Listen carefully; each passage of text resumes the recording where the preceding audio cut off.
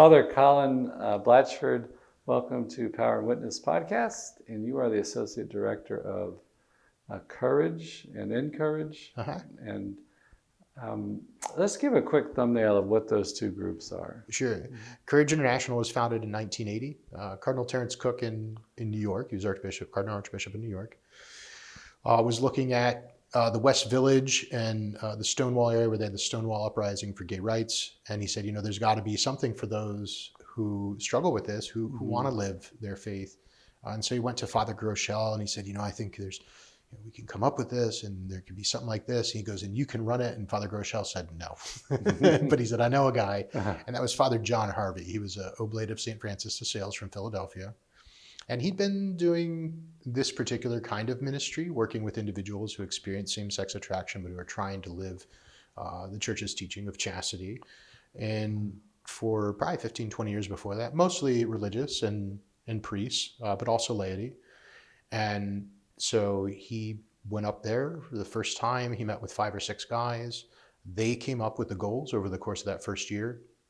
To live chaste lives, to avail themselves of the sacraments and frequent reception of the Eucharist and confession, to form a support group and hold each other accountable, to form friendships, to learn how to do that better, and then to live lives that serve as a good example to others. And it developed from there. And they met in the Elizabeth Ann Seton Shrine in Manhattan, and they're still meeting there today, which is pretty neat that it's still going on. Is that like in Lower Manhattan? Okay. Yeah. Wow. Yeah, it's a cool little church if you ever get a chance. But about 7 years into that, so 1987, there were a number of parents that had been reaching out, and Father Harvey had been working with them individually.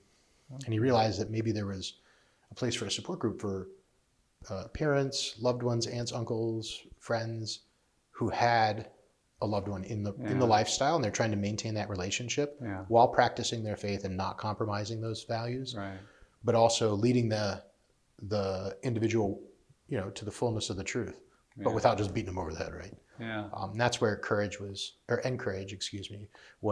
that's when it was founded. And they also have 5 goals, and they kind of mirror the goals for Courage. And it's, you know, to learn more about the struggles that the individual has, to avail themselves of the sacraments, to help their family members and friends understand the reality that individuals who struggle with this are going through, but also, you know, what the church teaches, to offer that support to each other, and then, you know, to make sure that the person that they're in relationship with that's in this lifestyle knows that they're loved and cared for.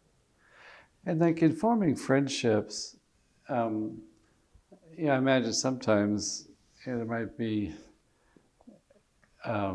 you're in kind of the lion's den to some degree, right? If you're attracted to that, some of the, y'all have like boundaries or ground rules or something that you just have to take personal responsibility that you don't fall in love with this person? Or? Sure. I mean, that's a reality. There's always prudence to it, right? But I mean, we're created to be in a relationship. That's you know, let us create man in our own image and likeness. So we're not going to get out of that. You can't live a solo life. There's a particular expression of love that cannot be expressed between, you know, same-sex individuals, you know, but, you know, there's all sorts of places for intellectual intimacy, emotional intimacy, psychological intimacy, social intimacy, spiritual intimacy, and even physical intimacy, to the extent that I can give you a hug, a handshake, be in the same room, sit on the same couch, enjoy things together. I mean, we all need that. And helping individuals kind of work through that. I'm thinking in a particular instance, you know, the individual is expressing concern about this person nearby who lives down the road from them that they're very much attracted to, right? But they would never do anything with them. Right.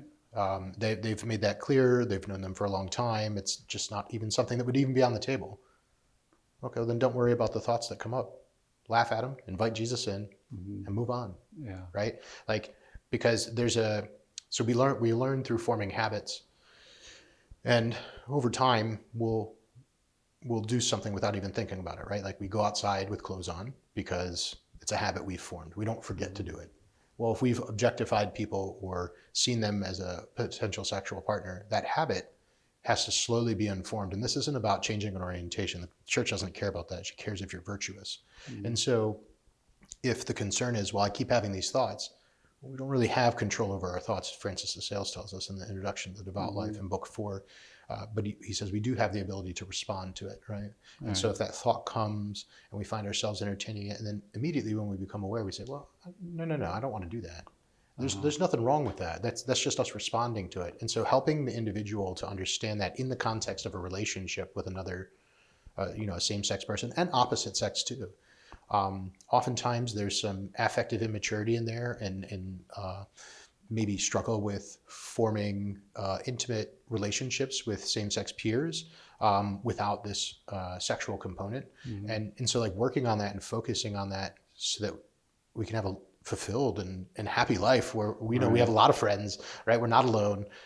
We may have some solitude because we live on our own, but there's a difference between solitude and loneliness. Solitude is, I recognize that at this point, at this moment, nobody's around me, but I also know that I'm loved and cared for, and I'll see them, later tonight or tomorrow.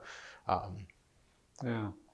And I find too, sometimes just preaching on the issue that of same-sex attraction, that I understand, you can hear people's struggle that, where you're telling me I can't get married, I can't have this intimacy.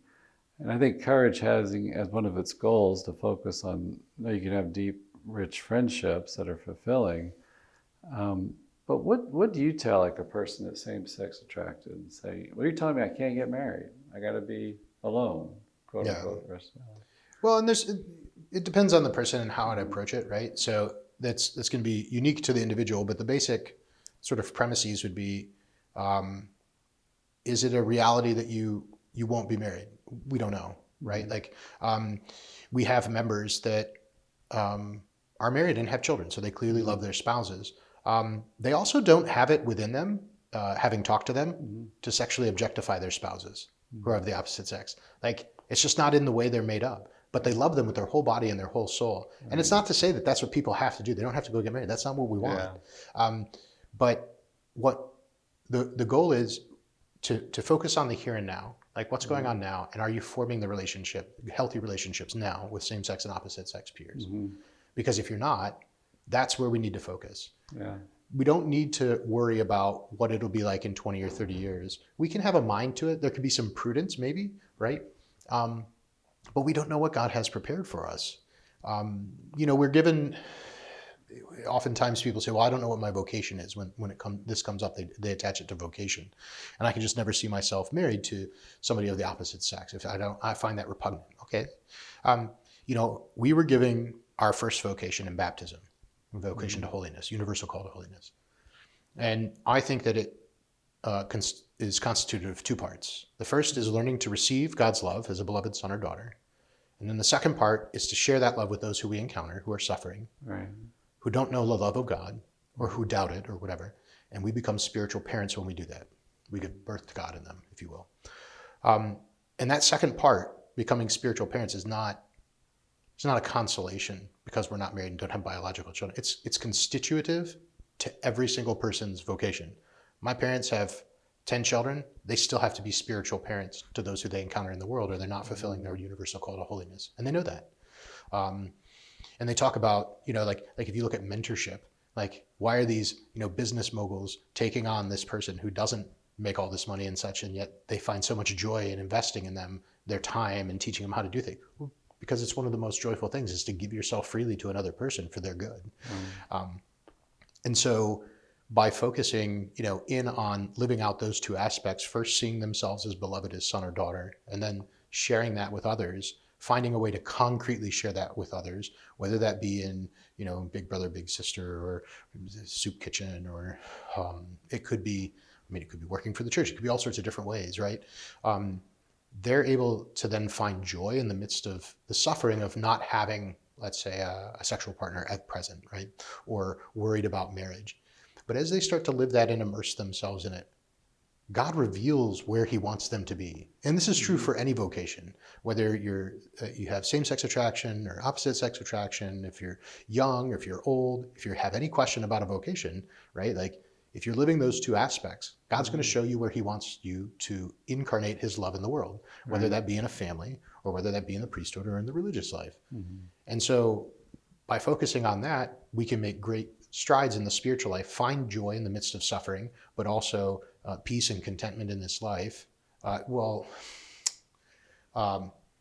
Peace insofar as we know we're going in the right direction, right? A reasonable piece. Yeah, a reasonable peace. But we can also, that also tends to build a support group around us, a family, if you will, right? Yeah. So that we can feel loved and cared for and lean on them if we need them. Right.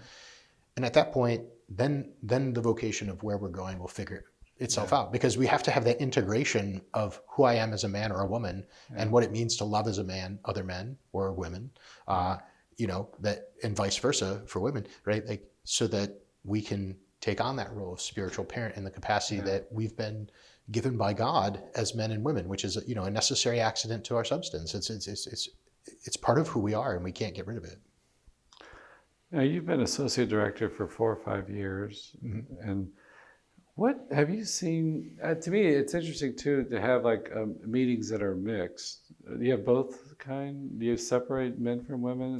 Yeah. So the normal way that Courage kind of approaches ministry to those who are struggling with same-sex attraction and who have chosen to live a chaste life is we'll get together once a week or so, and at the meeting we'll start with a prayer. We'll read the 5 goals, then we'll check in, and then we'll end with a prayer, and we'll have time for conversation and bonding around that. Oftentimes, the men and women typically want to kind of separate themselves out, because there's just some big differences between sort of the male homosexual lifestyle and the female homosexual lifestyle, right? There's also oftentimes different wounds and experiences that led to that, or feelings about it. Oftentimes there's different comorbidities because of the feminine genius and the masculine genius, to be honest. Well, I mean, when they're taken to an extreme in some ways, unrestrained male libido is a powerful opiate, and that's very much often a part of, a male member's experience. And, sometimes multiple times a week, multiple times a day, having sex or using that to act out. And it's like, okay, well, that's something different that might have to be held accountable. And, some women might find that very off-putting in a meeting. And so often we'll separate them if we can. The women make up about between 5 and 7, maybe 8% of the members, maybe 10. Oh. It's predominantly male. Oh, okay. And I think part of that is, again, going to the feminine genius, there's a realization of, when there's a realization of who they are and that they're a beloved daughter, I think they more naturally come into the spiritual motherhood, in which they can find fulfillment in this life as far as we can. And the managing of behavior is mostly a compulsive emotional bonding, which is, let's say, not for the woman. For the woman is not as, it's not as social, like people aren't necessarily always aware, but it's internal, right? And so she's more able to sort that out with friends and a priest in a separate group, right? And not necessarily have to have more of the accountability from the compulsive behavior and action side, where the men definitely tend to need that. And so they're far more likely to be going to meetings, not just going to meetings, but going to meetings consistently, so that they can overcome a particular behavior that they're struggling with. Yeah, I asked that because I wanted to ask too, just about that interaction between the men and women and how healing that would be for them. Because as you mentioned, sometimes attraction comes out of a woundedness in these areas. But too, I remember one time I was staying up at the next to Mundelein. There's the shrine, Marytown.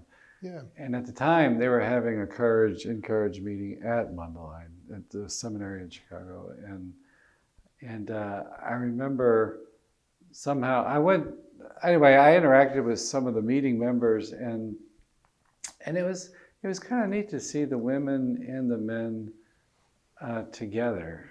I don't know. There was something about, there was this, you could feel maybe like a sense of wounding, struggle, or something, but at the same time, like an energy there that Yeah. it seemed kind of healing about it. I don't know what it Yeah. was. So that was probably our annual conference. Yeah, That we've had it there for quite a while, yeah, off and on. And we have encourage members, courage members who are men, courage members who are women, and then we also have unique groups such as like encourage spouses. So these are individuals who are married to someone who has same-sex hmm attraction. hmm Maybe they're dealing with it, maybe they're not. yeah, But they're in a marriage with them, and so we have support groups for that. So we kind of yeah, take all the little bits and bobs of different groups, even if they're small, and we bring them all together at the annual conference.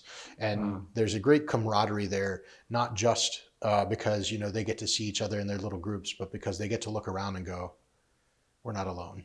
right, right, Even if a parent whose child is transitioning and kind of living that way, right? They still find solace and camaraderie and support in work, being with parents whose children are in the same-sex lifestyle, or individuals who have experienced same-sex attraction but are able to speak to the pain that hmm is going to be somewhat similar to what their child's going through, feeling unloved and insufficient and things like that. right, And they're really able to bond. And it's not a big depressing thing. It's actually a really exciting, happy thing at the annual conference, which is really kind of interesting because there's a lot of suffering that individuals are going through, and parents and such. And rather than it becoming something dour, it becomes something joyful, yeah, which is really yeah, kind of interesting when you think about yeah, it. I mean, obviously with mass and all that kind of stuff each day, and confessions and adoration, of course, but like just being together and sharing those things, a burden shared is a burden halved. yeah. And And I would think too, just it gives people an opportunity. Suppose you have some kind of male wound or feminine wound or something, um, that you could be in these kind of settings and experience some healing, right? That yeah, you're maybe normally would not be together. You wouldn't have these kind of yeah, friendships or deeper friendships with the opposite sex. yeah. I would think that could be a healing thing. Well, and in the same sex too. I mean, like, and it's not even in like as academic or intellectual as like, well, I've seen where this lack is and how I view myself as a Mm, man or as a woman, and so I seek out this. mm, No, no, no, no, no. Like they just enjoy each other's company, yeah, and they find a joy of life in that, and they continue with that relationship, and the Lord heals when they're yeah, not looking, right? right, They're right. not necessarily digging through all these Yeah, things, yeah, but rather just living life, yeah, a Christian life based around virtues yeah, and recognizing the good of the other person. yeah, Um, and I think that does more than any sort of psychotherapy or anything. And I would never, yeah, I wouldn't recommend someone to do, psychotherapy for change of orientation or gender stuff. It's like, no, no, no, no. Let's talk about fear and anxiety if you need to. That's fine, uh-huh, right? uh-huh. We just need to live a virtuous life, Mm, and the Lord will sort everything else out. We all have yeah, questions and struggles, and that's okay. And that's a reality. We also have the ability to freely choose how we're going to act. yeah. And so we can help balance those things and seek those things if that's what you want.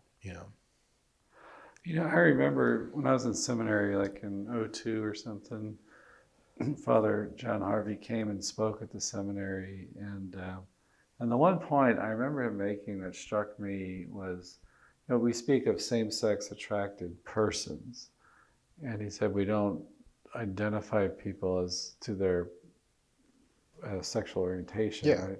And Adulterers, thieves. yeah, Paul can do it. We don't. yeah, Actually, Paul doesn't even really do it. Paul speaks of the actions. Yeah. Anyway, go yeah. ahead. Yeah, it's true. He does. Yeah, it's an action thing. Because that's what I always hear. Like in even some movements in the church, it's like they're kind of seem like they're just dying to reinforce this identity. And to me, it's like, well, if this is your identity, ultimately, why not act upon it, right? If Yeah. this is who I am, and that's what I always hear. It's kind of like this litmus test for orthodoxy or something. That I've heard in different stuff going on today, but. Um, so that's still maintained, encouraged. Not, Yeah. I would say um, I would caution against just using that as a litmus mm-hmm, test because there's a couple of groups that have kind of grown up. One's at Steubenville, Integritas, and then Eden Invitation. Um, and I'll say it this way. I mean, obviously, I'm a little biased because I work for Courage, but I'd say Courage is kind of the old person on the block. But then again, we came from members who had removed themselves intentionally from a lifestyle and then sought to work on overcoming some of those things. And they had the guidance of a spiritual father. And so there's a little bit,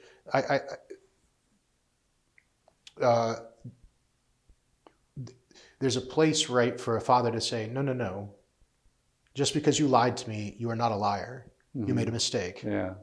You're more than that, right? And there's a lot of really good sort of support outreach now, Catholic and Protestant, that's saying, you're more than this identity. Don't let it limit you. But a lot of them will still use the language and the words because it's common. And part of the reason why Courage has been, I don't want to say strict, but has been so aware and clear in that, or at least I try to be, Courage I try to be, is because we need to have a definition or a label, an identity of self, right, that can encompass the fact that we are beloved children of God. We are created for relationship. We are a body-soul composite. We are made to live a life of virtue. We are made to be fulfilled in vocation. Like, all these different things have to be able to fit in that identity. Otherwise, it's not sufficient to define us. And it might be a good tool to move forward. Speaking with a young person who identified as asexual, it turns out that and non-binary, it turns out that the young lady was exposed to modern pornography, which is very sadomasochistic and unnatural things. And she said, well, if that's sex, then nobody will ever do that. And I will never be married and I will never have a family. It's like, okay, you're using the label to try and wrap your mind around something that never should have happened. I'm really sorry that happened. It's okay if you need to use that label to move and protect yourself. Just know that it'll probably change when you fall in love and get married and want to have kids. And that's okay. And the non-binary, well, uncomfortable with, she was uncomfortable with her body. And in this case, she asked to speak with me, and her parents were with her. And she said, well, I don't really feel comfortable. Well, you're going through puberty. It's okay. You will eventually. And I think the last one was like biromantic. What does that mean to you, right? And a lot of this is unpacking what somebody means. What does that mean? When you say that, what does that mean for you? Well, I want to have emotionally and psychologically intimate relationships with both men and women that are not sexual. Okay, well, we call that friendship, right? And that's something that we should be seeking for the whole of our life, whether we're married or single or whatever. Oh, okay. Now they've got labels for everything because, and this is kind of natural for that sort of adolescent time period. I mean, if you think back to high school, they're jocks, they're teachers' pets, bookworms, right? It's the same thing. The difference is they've been told that sex is the most important, so all the labels revolve around that, rather than revolving around their relationship between like adults and kids and coolness and not, That's a great point. Yeah, because the sexuality is constantly being shouted at them in the media. Yeah, the label is going to revolve around that. Well, and here's the really funny thing. Statistically, do you know the people who have the most sex and are most satisfied with it? Married people. Heterosexual married couples. The young people nowadays they're having less than their grandparents ever did, and they're less satisfied with their sex lives. And you're like, well, no wonder, because they're looking at it going, well, I did all those things that they said, and I'm not happy. And that's the sad side of it is we're getting individuals and it's not like broken or tainted, like our Lord looks at it. I mean, he stands with us if we've been exposed to these things or if we've had these encounters. He says, I'm so sorry you've gone through this. I don't love you any less because of this. I can never love you any less because of this. I can not be okay with an action and ask you to repent, but I don't love you any less. I can't love you any less. I love you infinitely, and I'm in awe with you. Just turn to me, and when that can be communicated, any sin can be overcome. But it can be really hard to see that if, it's our relationship with same-sex and opposite-sex mentors as we're going through like later childhood and into adolescence, that kind of form us and teach us what God's love is supposed to look like. And if there's wounds there, and we could define a wound, Bob Schutz defines it as, let's see, within a relationship where love should have been, love was not. Now, that could be because somebody died. It could be because they were abusive or whatever it is. Or it could be that I perceived it wrong because I couldn't receive what they were giving in the way that I needed to receive it. All of the, like, that kind of a wound, I mean, that leaves lasting questions about my worth as a human being, but also about how much God loves me. Because how do I know what God's love is like? Most of us don't feel his arms around us or hear his voice in our ear audibly, like that he loves us. And so we receive that from others. They are the incarnational, our parents, us in our vocation as priests, we are to be the incarnational realities of God's love in the world. And, you know, if somebody doesn't receive that love in that relationship with us, that causes a wound, even if it's a minor one, right? Right. I feel like I was telling a priest this recently that I feel like like the lay people, I think, are going to lead like the pastoral development teaching example, you know, because I get asked as a priest, you know, how do we navigate this? Yeah. But I really feel like it's going to be the hard learned lessons of these encourage parents. Sure. Know? Well, and I mean, like, you know, a mother worried about her children is pretty fierce and loud and squeaky, whatever you need to be, right? I think you're right. Well, I mean, if you look at the history of the church from a very wide lens of, you know, 2,000 years, about every 500 years, there's, if you will, you know, there's a church of, let's say, institution or power that gains power, and then it gets a little too close to the secular power and it loses authority. And as it's doing that, what rises up is holy people, a church of piety, if you will. And we can see that kind of happen again and again.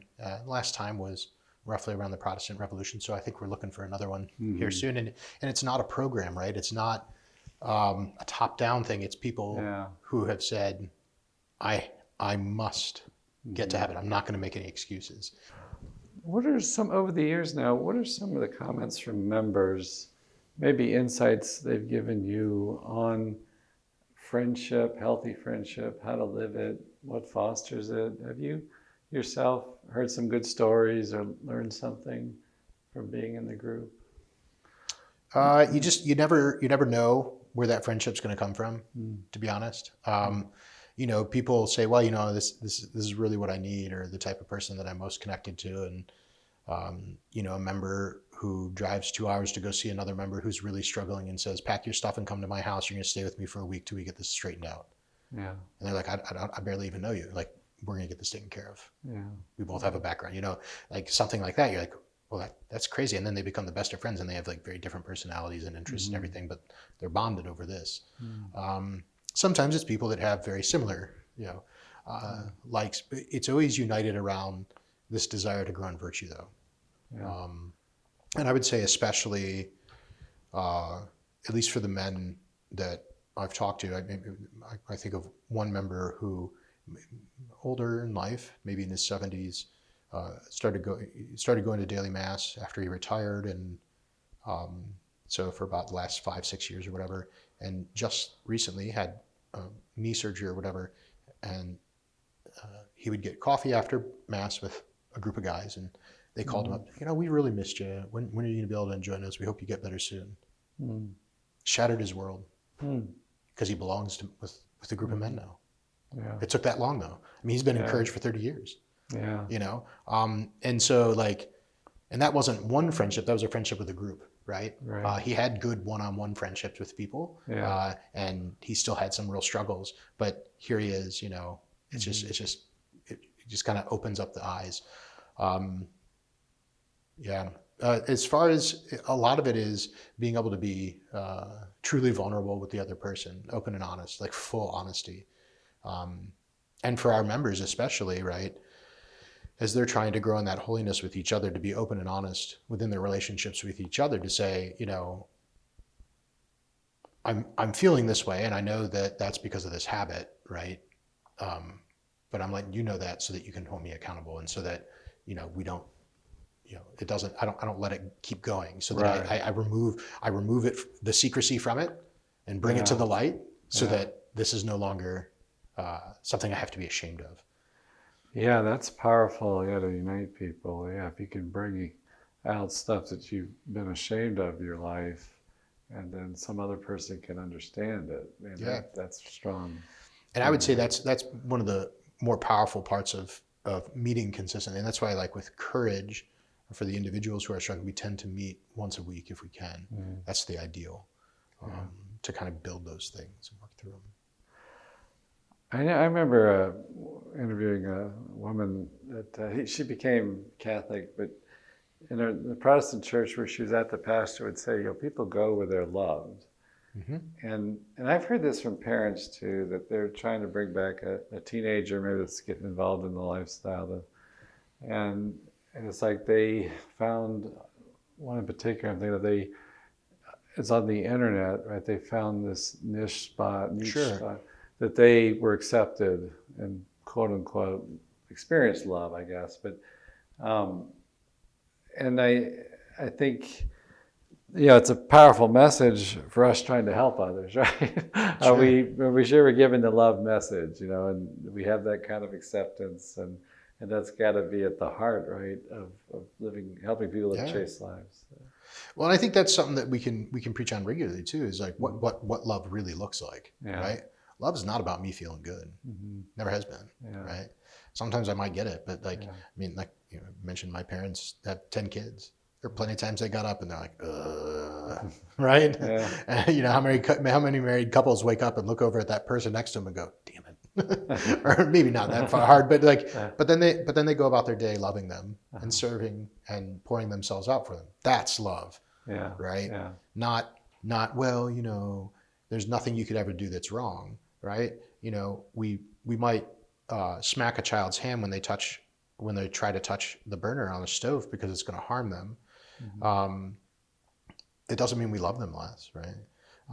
We can't, like, for the parent who loves their child, they can't and they won't love them less because they do one thing wrong or 10 things wrong or 1,000 things wrong. They can be disappointed in an action or in a choice. They don't love them less. Right. And so God doesn't love us less either. And there's that perception, there's that lie that, well, if you reject any part of me, you reject me completely because I am my feelings. It's kind of that modern sort of twist on the moralistic therapeutic deism of the modern sort of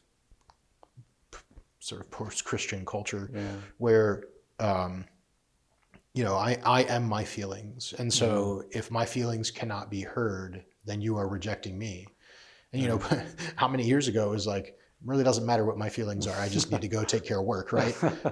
And that's actually a sign of affective immaturity, right? Of a lack of emotional intelligence. That's intelligence. Those are the buzzwords in business. Mm-hmm. Like the emotional intelligence in some really is okay, I'm feeling this emotion, happiness, sadness, anger, whatever, and I'm going to hold it to the side. Mm-hmm. I recognize that you're feeling something and you have some desires and thoughts that you want to bring out, and I'm going to be able to attend to that. I'm actually going to help you actualize that while not bringing my feelings to bear on it. Right. Yeah, that's emotional intelligence. It's really not. I mean, the only way that it's taught, though, is that you give someone responsibility, and they fail, and you critique them in a constructive way, and then you have them go and do it again, and again, and again. And there's been a lot of hamstringing of not letting adolescents learn those things. And how can they get a summer job with, and all these other things where they struggle to get a summer job and they're not given responsibilities. And, at what point does mom let them ride their bike around the neighborhood? Yeah. And it's like all these kind of things build up, and then being online as well, right? Like if I'm not getting likes, I'm not feeling good. Mm-hmm. It's like, well, that's not love. In fact, that's really just a dopamine response to a training scenario. Like it's not actually gonna make you happy. Yeah. And so when we confuse pleasure and happiness with each other, happiness being that feeling of joy or rest.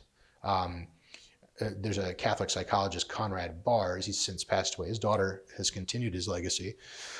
But he speaks of affirmation versus approval. Affirmation is that feeling that you have when you're loved for who you are. Not, you did a good job on this test, and so I love you, right? That in some way that's approval, right? Mm-hmm. Or if you do this, then I approve of you, right? But rather, it doesn't matter what you do. Yeah. And it doesn't matter whether you succeed or fail. I love you either way. Right. I'm proud. You might say something like, I'm proud that you're taking this seriously as they're studying for the test, right? If we want to keep down on that example. And what most of these people are seeking is actually affirmation, because affirmation doesn't require you to do anything or provide me with anything or to change anything. I just love you for who you are. Yeah. And that's how God loves us. He doesn't make mistakes. Right. And we don't have to change things. And we can have questions and concerns and doubts and all these worries. But in the end, we are loved. And I think that's the aspect I think that culture is going to have to pick up to go full circle back to where we began with these individuals, these parents, right, that have struggled with this. They're the ones that are going to, like, they've gone full circle and they're loving in that way. And maybe their kid isn't in their life anymore, right? Because, you know, they've rejected them or whatever, or they feel rejected rather. But they start to love the people in their community that way because that's how they're living. And if you love people in your community unconditionally, that affects them. And that in turn affects them who they love, right? And so, like, I think that's how, you know, if I had to really kind of go full circle with it, I think that's how it's going to happen is, like, the individuals encourage, they learn it. They learn how to do that unconditional love, and they have their struggles of compulsion. The parents and encourage don't necessarily have struggles with compulsions per se, right? They might themselves, but in general, they're just trying to come and understand how to maintain that relationship. We give them a blueprint, right, to live a virtuous life, and we encourage them in that and hold them accountable and help them to grow in holiness. And as they grow in holiness, they love those in their community, especially those who struggle with this because they have children that do. Not in the sense of like, oh, we'll have a cookout and invite everybody with same-sex attraction, right? But in the sense of, you know, if they know, like, somebody at the parish, right? They just love who they are. They don't care what their orientation is. It doesn't matter. And so whether that person has a same-sex or opposite-sex orientation, right? Like, or struggle, right? They're able to just be loved by them. Yeah. Which then affects how that person interacts within the parish. And so when our members are in a parish and there's, you know, people say, well, you know, how do we help them? How do we let them be in the parish? They need a parish to support them. Yes, the church's teachings are still there and we don't compromise those, but like, they need to be at the parish picnic just as much as everyone else. Yeah. You know, and they don't need to be different than anybody else. Right. All right. Well, I hear the sisters calling you back. I pulled you out of a retreat you're giving here. So this is the sister servants at Casa Maria. And but thank you, Father Blatchford, for talking with us today. Absolutely. It's a pleasure. Thank you, Father.